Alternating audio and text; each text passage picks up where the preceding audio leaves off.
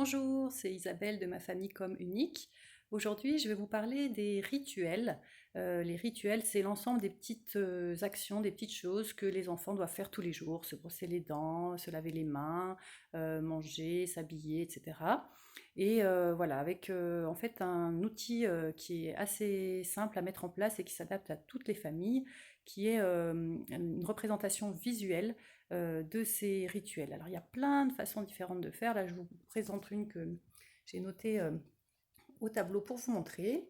Donc voilà, par exemple, on peut faire la liste ici. Donc là, ce sont des mots écrits: s'habiller, manger, se brosser les cheveux, se brosser les dents, ranger au moins une chose de la table, remettre son appareil dentaire. Et voilà. Et là, du coup, il y a entre mes deux enfants ici, elles peuvent, à chaque fois qu'elles ont fait quelque chose, cocher.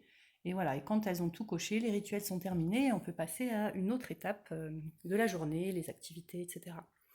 Euh, donc ces rituels, donc ils peuvent être différents d'un enfant à l'autre. Vous voyez ici, pour remettre son appareil, pour Emma il n'y en a pas et pour Camille il y a la case. Voilà, donc on peut personnaliser. On peut aussi les adapter avec des images pour les plus jeunes. Donc par exemple, quand elles étaient plus petites, je leur avais fait ça. Voilà, avec l'horaire sur le côté.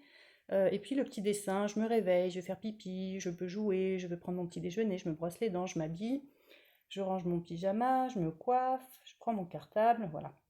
Donc voilà, on peut faire des petits dessins, on peut écrire, on peut mettre des horaires ou pas d'horaires, on peut le faire de façon amovible, donc avec des petits feuillets qui se ferment.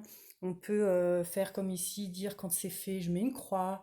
On peut avec une petite étiquette, quand c'est fait, je retourne l'étiquette, du coup on voit plus l'étiquette, non c'est que c'est fait, ou la changer de place sur le tableau.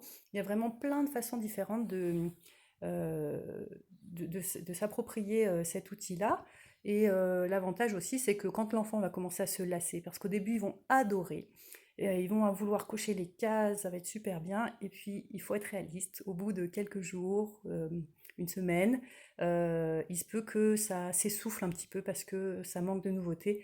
Et du coup, bah, on va reprendre, on va faire autrement, on va changer les photos, on va changer de support, on va le mettre sur un tableau, on va le remettre sur une feuille, on va, voilà. Et en fait, à chaque fois qu'on va changer, ça relance la machine, ça remotive l'enfant à faire ses petits rituels, ses petites routines du matin, du soir, du repas.